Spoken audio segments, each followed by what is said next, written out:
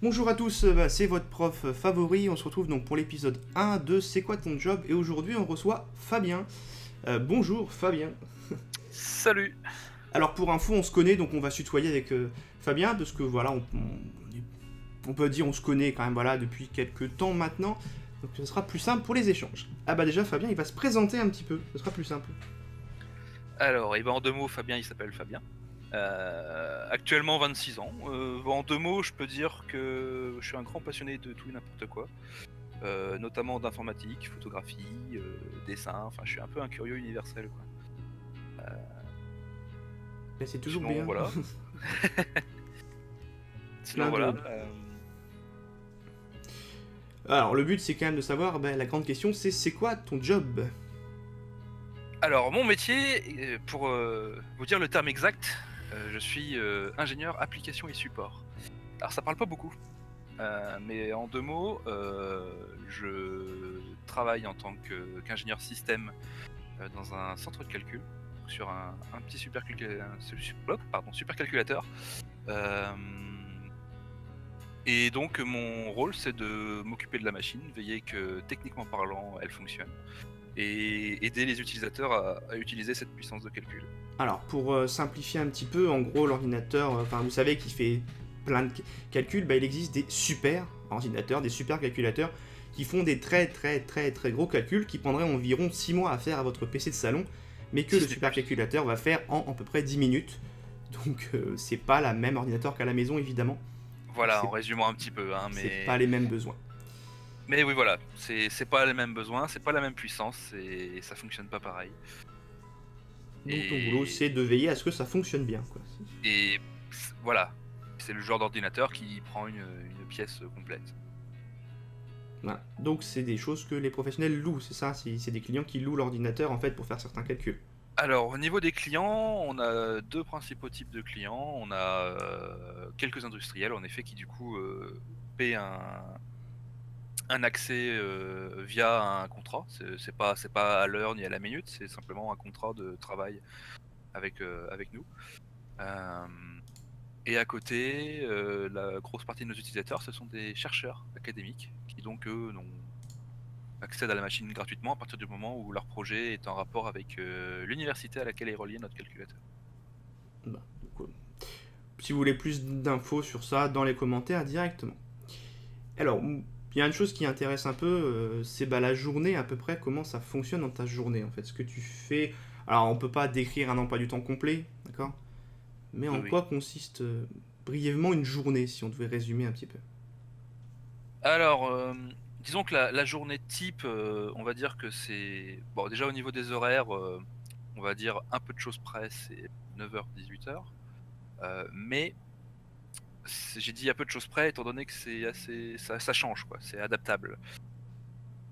Étant donné le métier, il faut parfois faire plus, parfois faire moins, voilà. Donc, s'il y a besoin de faire plus, je fais plus, et si des fois j'ai besoin de faire moins, je peux aussi faire moins en compensation. Voilà. Heu Bah voilà, Donc, c'est-à-dire si c'est jamais il y a un 35 heures souci, semaine. Ouais, c'est s'il y a 35. un souci, et que je reste, s'il y a un souci et que je reste au travail jusque 22h parce qu'il y a un gros problème à résoudre tout de suite, c'est pas grave si le lendemain je viens à midi, quoi.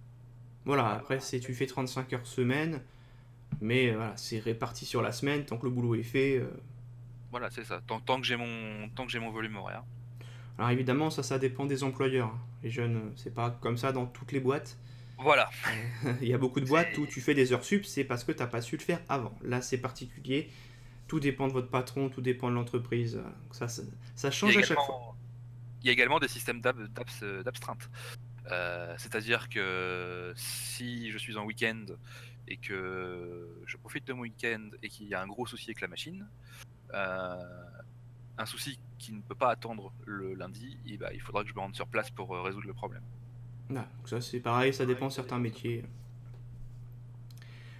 Ouais. Et donc, ouais, en 2 mots, mais ça c'est les horaires, mais sinon la journée type, euh, disons que le plus clair de mon temps, je le passe dans mon bureau, devant le PC de travail. Faut pas croire qu'on travaille dans la machine avec le supercalculateur, ce serait pas possible, c'est juste beaucoup trop bruyant pour pouvoir travailler dans cette salle-là. Oui, alors c'est une salle où on peut, il est déconseillé d'y rester 15 minutes sans protection auditive. Voilà, pour vous donner un exemple. Ouais, c'est un rêve, Et quoi. donc, ouais, bah, ce sont toutes les ventilations, quoi. Hein. Il y a plusieurs centaines de machines dedans qui ventilent, plus les portes d'aération. Et donc, après, dessus, bah voilà, de l'assistance aux utilisateurs qui ont des soucis, des problèmes, des choses qui marchent pas, des programmes qui marchent pas, des nouveaux programmes à installer, à mettre à jour, des nouveaux serveurs à installer, des nouvelles solutions à installer, avec on parlera peut-être pas, je ne sais pas, mais des machines virtuelles, des systèmes de stockage, de sauvegarde, ce genre de choses. Ça, à la Donc limite, on pourrait voilà, faire plusieurs vidéos pour expliquer un peu les voilà, différentes. on va pas rentrer dans les détails, mais on explore beaucoup de domaines et de nouvelles solutions pour aider encore la recherche à avoir de nouveaux outils. Ok.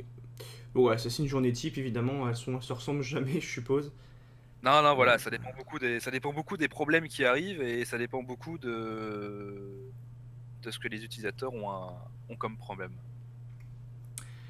Alors, ce qui pourrait intéresser aussi, c'est un petit peu bah, comment t'as fait pour, enfin, les études en fait, comment t'en es arrivé là, et surtout, est-ce que, ben, comment on fait pour faire la même chose? Est-ce qu'il y a d'autres moyens, etc. Parce que, enfin, souvent, il n'y a pas qu'une seule voie ou pas. Après, je ne sais pas. C'est un domaine que je connais pas beaucoup. Pour ma part, j'ai fait un parcours assez classique. Euh, Après le bac S, mais c'est pourtant, je suis passé en DUT informatique. Donc, le DUT, Euh, c'est post-bac. Hein. Les jeunes, ça se fait voilà, en 2 ans. voilà, c'est ça, c'est 2 ans après le bac. Ensuite, après ces 2 ans de DUT, j'ai eu la chance de pouvoir attaquer directement la troisième année de licence. Donc la licence se fait en 3 ans normalement, après le bac aussi, mais donc grâce au diplôme du DUT, c'est pas systématique, hein, ça dépend des établissements, mais ici ils m'ont accepté directement en troisième année de licence, histoire d'obtenir également la licence, sans perdre d'année. Parce que sinon, on devait recommencer, en fait. Ils Sinon considèrent que. voilà, il faut recommencer à zéro ou À moitié, peut-être quoi. Enfin, rattraper une année, ouais, voilà. ça, après, c'est pareil. Ça dépend de votre dossier, beaucoup, ça. Voilà. Et donc, après cette licence, j'ai enchaîné sur un master en informatique également, plus spécialisé dans le système, donc tout ce qui est système d'exploitation, qui est Linux, etc., si vous connaissez un petit peu. Donc, on en arrive au final à un bac plus 5. Voilà, c'est ça. Et la chose intéressante, c'est que pendant ces 2 dernières années de master, euh, comment je l'ai fait en alternance. C'est-à-dire que pendant ces 2 années, j'ai travaillé une semaine sur deux dans un petit centre de calcul, donc une version miniature de là où je suis actuellement, qui se trouvait également dans l'université où j'étais à l'époque. Et donc c'est simplement à cette occasion que j'ai découvert un peu le milieu et que je l'ai trouvé vachement intéressant. Ouais. Euh, Oui, ça permet ça, ensuite, surtout d'avoir de l'expérience, en fait. voilà, le côté alternance, oui, est très intéressant parce que bah, si on a la motivation, en effet, on peut prendre les points positifs et des études et du travail. On Hmm. apprend des choses dans les deux et si on s'y met, on est capable de profiter des deux et de s'améliorer encore plus vite. Est-ce que clairement, c'est l'alternance qui t'a permis d'avoir ton poste actuel ou. Je ne sais pas si c'est elle qui m'a permis, mais en tout cas, c'est clairement elle qui m'a fait découvrir des choses que je n'aurais jamais été voir avant. Ouais. Euh, Dans tous les cas, c'était utile. voilà, non, non, ça n'a pas été une perte de temps. Donc maintenant, est-ce qu'il y a d'autres voies, en fait, pour passer ça ou enfin la voie master, on va dire, Alors voilà, ingénieur est obligatoire. pour ce poste en particulier où je suis, non, ce n'est pas vraiment obligatoire. Euh, ça reste assez classique. Si vous faites n'importe quelle autre formation avec un background d'informatique non négligeable, déjà, vous avez des chances, quoi. Vous avez vos chances. Vous n'avez pas besoin d'être spécialisé là-dedans. Si en plus, si par contre vous avez un peu moins d'informatique, vous pouvez avoir compensé avec des études plus théoriques dans ce qui est de la recherche, étant donné le milieu. Si vous connaissez des choses qui peuvent peut-être permettre d'aider un peu plus les utilisateurs, même si vous pourriez un peu plus difficilement vous occuper de la machine, voilà, ça peut compenser. Je connais pas bien les autres filières, mais voilà, si vous partez sur d'autres filières un peu plus théoriques, des informatique avancée, de la physique, de la chimie, je ne sais pas. Mon prédécesseur était astrophysicien, par exemple. Oui, donc ça n'a pas grand-chose à voir. Voilà. En tout cas, si vous avez besoin de plus d'informations, si ça vous intéresse vraiment, pareil dans les commentaires ou directement auprès des organismes. Donc je vous rappelle qu'il y a le CIO pour répondre à vos questions sur l'orientation. Puis allez voir les pros, allez demander, envoyer un petit mail, une petite lettre pour dire voilà, je m'intéresse à votre domaine, qu'est-ce que je dois faire pour bosser pour vous. C'est tout bête, mais en général, les pros aiment bien qu'on s'intéresse à ce qu'ils font. Parce que, Ah, voilà, à un moment, c'est gratifiant d'avoir un jeune qui dit voilà, je veux faire comme vous, monsieur.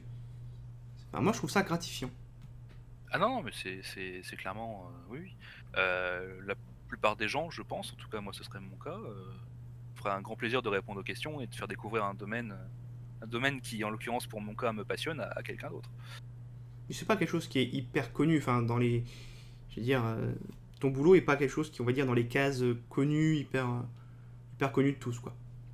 Donc, Alors oui et non, parce que même si l'environnement est un peu particulier, je reste quand même, un ingénieur système, c'est-à-dire que ça se retrouve dans beaucoup d'entreprises privées également qui ont des gros serveurs, peut-être pas de calcul, mais de stockage, des data centers, ce genre de choses, ont aussi besoin de ce genre de métier. hmm. Et maintenant, je sais que dans les élèves que j'ai, ils veulent pas tous faire un master, ils veulent pas tous devenir ingénieurs.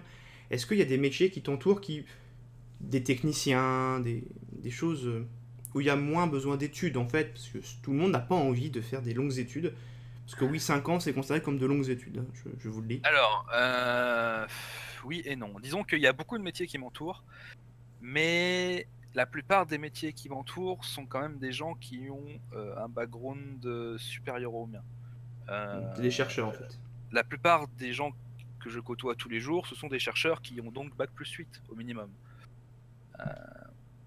Donc voilà, ça ce sont les utilisateurs. Après, pour ce qui est de nous, de notre, de notre petite entreprise en particulier, euh, on a dans l'équipe, en plus de moi, on a mon chef qui est aussi bac+8, on a mon collègue en face qui lui est expert en programmation graphique, en calcul sur processeur graphique, et lui aussi du coup a fait une thèse et donc est en bac+8.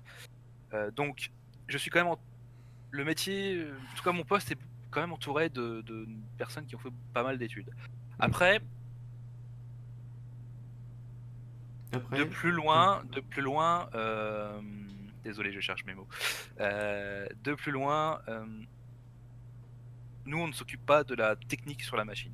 C'est-à-dire que la machine, nous, on ne l'a pas construite, nous. On s'en occupe, on la maintient, etc. Mais on ne l'a pas conçue. On l'a commandée, on l'a achetée, entre ouais, guillemets. donc il y a une entreprise qui C'est-à-dire l'a que, fabriqué, qui l'a voilà, assemblé. on a un prestataire qui, lui, a conçu les serveurs que l'on a utilisés pour monter la machine. Et donc, ce sont eux qui, en cas de problème matériel, vont venir s'occuper de la machine, remplacer des disques, remplacer des serveurs, remplacer des cartes mères. Donc ça, c'est peut-être un peu plus Là, c'est plus des techniciens, je manuel. pense. Ouais. Voilà, peut-être plus dans ce genre Bon, alors, de faut choses. savoir qu'un technicien, c'est bac. En fait, ce qu'on appelle un technicien, c'est un bac+2, technicien supérieur, bac+3, ingénieur, bac+5, pardon. C'est à peu près ça. Donc, quand on voyait un poste de technicien, par exemple, c'est souvent un bac+2 ou équivalent qui est demandé, ou un bac+3 ou équivalent qui est demandé.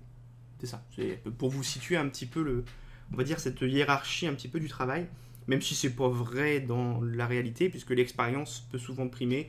Et il y a des postes, à un moment, si vous savez faire le boulot, vous serez pris quand même. À un moment, Ah oui, non mais les ça, employeurs, ils veulent quelqu'un qui fasse le boulot. Donc, j'ai un ami qui n'est pas technique supérieur au niveau des années, mais qui a quand même eu ce grade grâce à un poste, parce que derrière, il a montré dans les entreprises précédentes où il a été qu'il avait acquis de l'expérience et qu'il pouvait très bien prétendre à ce poste. voilà. Donc après, bon, évidemment, vous êtes jeune, donc au début, l'expérience, vous n'en aurez pas. Et ben, à vous de montrer aux gens que vous savez faire, tout simplement. Si vous voulez acquérir de l'expérience, il va falloir commencer, ouais, je sais pas trop comment, mais Bah, voilà, faut acquérir un faut, minimum faut d'expérience. commencer à un moment, tout simplement. Voilà. Donc, voilà. Bah écoutez, Ça je dépend de pense vos qu'on a choix. fait à peu près le tour. Je sais pas si Fabien a des trucs à rajouter. Ce qu'on sait, Non, moi, bah voilà, tu l'as dit tout à l'heure, c'est que tu aimais ce métier. ah oui, oui, j'aime bien. J'aime particulièrement le fait que ce soit et dans quelque chose que j'aime faire, et en plus, je suis entouré par des gens qui ont des domaines de recherche dans des domaines très variés. Du coup, je vois beaucoup de choses intéressantes, que ce soit en chimie, en physique, en astrophysique, enfin, il y a plein de choses. Moi, je suis pas chercheur là-dedans, je ne comprends pas les détails des choses, mais c'est intéressant de voir les progrès et les recherches qui se font là-dedans, presque de l'intérieur. Hmm. Même si je vous ai déjà dit, hein, de toute façon, si vous avez un métier, vous êtes content de vous lever pour aller travailler, c'est déjà tout gagné, hein. Il faut un métier qui vous Voilà, plaise, hein, tout simplement, qui vous intéresse aussi, c'est important. ça, je suis complètement d'accord. Bon. Et ben en tout cas, merci Fabien pour cette interview. Pas de Euh, problème. alors, petite chose également, on fera d'autres vidéos avec Fabien sur des choses un peu plus différentes. On va pas le réinterviewer non plus, hein, mais on se retrouvera pour des vidéos sur des bases un peu de sécurité informatique, sur les bons us et coutumes, on va dire au niveau numérique, tout simplement les mots de passe, parce que je sais que vous avez des mots de passe qui ne sont pas sécurisés les jeunes. Donc on se reverra avec Fabien plus tard, je pense. On va essayer de voir ce qu'on peut faire. Ouais. Voilà, voilà. Bon, bah en tout cas, merci Fabien, et puis je te laisse le mot de la fin, si tu Aucun as problème. un mot à faire passer aux jeunes, Merci à c'est le toi. moment. Non, pas de mot particulier. Trouvez ce qui vous plaît et allez jusqu'au bout. C'était beau. Allez, c'était votre prof, et à la prochaine.